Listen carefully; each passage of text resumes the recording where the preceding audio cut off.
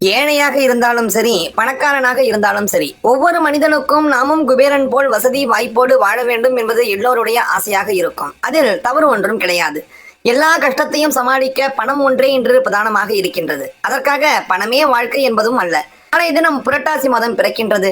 நாளைய தினம் முதல் இந்த புரட்டாசி மாதத்தில் ஏதாவது ஒரு நாளாவது இந்த பெருமாளுடைய மந்திரத்தை காலையில் உச்சரித்தால் ஆண்டி கூட குபேரன் ஆகலாம் என்பது ஆகம விதி. அதை எப்படி உச்சரிக்க வேண்டும், என்ன மந்திரம் என்பதை பற்றி தான் இந்த பதிவுல தெளிவா தெரிஞ்சுக்க போறோம். நாளை அதிகாலையில் எழுந்து நீராடி விட்டு சூரிய நமஸ்காரம் செய்து கொள்ளுங்கள். அதன் பின் பூஜை அறையில் அமர்ந்து நேரம் இருந்தால் 108 முறையும், நேரமில்லை என்றால் 11 முறையும் இந்த மந்திரத்தை தொடர்ந்து உச்சரித்து வாருங்கள். நாளைய தினம் முடியவில்லை என்றால் இந்த புரட்டாதி மாதத்தில் ஏதாவது ஒரு நாளாவது பிரம்ம முகூர்த்தத்தில் எழுந்து இந்த வழிபாட்டை செய்ய வேண்டும்.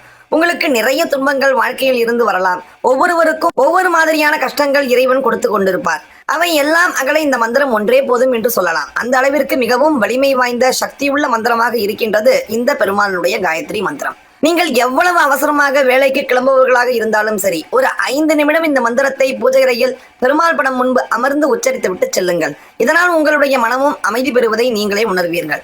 பணக்காரனாக வேண்டும் என்பதற்காக இந்த மந்திரத்தை உச்சரிக்காதீர்கள். பெருமாளுடைய ஆசீர்வாதம் கிடைக்கவும் வீட்டில் சுபிக்ஷ நிலை நீடிக்கவும் வேண்டிக் கொண்டு மனதார உச்சரிக்க வேண்டும்.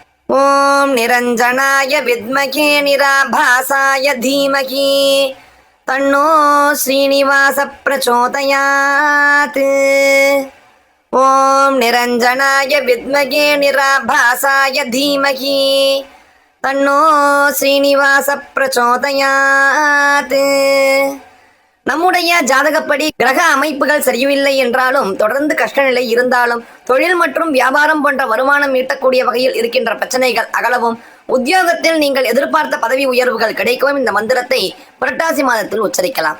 ஆண்கள், பெண்கள், குழந்தைகள் என்கிற எந்த வித்தியாசமும் இன்றி பெருமாள் மீது முழு பக்தி கொண்டவர்கள் இந்த மந்திரத்தை உச்சரித்து வந்தால் மிக விரைவாக உங்கள் வாழ்க்கை தரம் உயர்வது நிச்சயம். ஒருமுறை அந்த குபேரனுக்கு செல்வத்தை இழக்கும் அபாயம் வந்ததாம். அப்பொழுது அவர் இந்த பெருமாள் காயத்ரி மந்திரத்தை தினமும் உச்சரித்து வந்தாராம். அவர் இழக்க இருந்த அத்தனை செல்வங்களும் பத்திரமாக அவருக்கு திரும்ப கிடைத்ததாம். செல்வத்தை இழக்கும் தருவாயில் பெருமாள் காயத்ரி மந்திரம் உச்சரித்து வருபவர்களுக்கு ஆகச்சிறந்த பலன்கள் கிடைக்கும். அதை நீங்களும் உச்சரித்து பயனடைய வேண்டும் என்ற பிரார்த்தனையோடு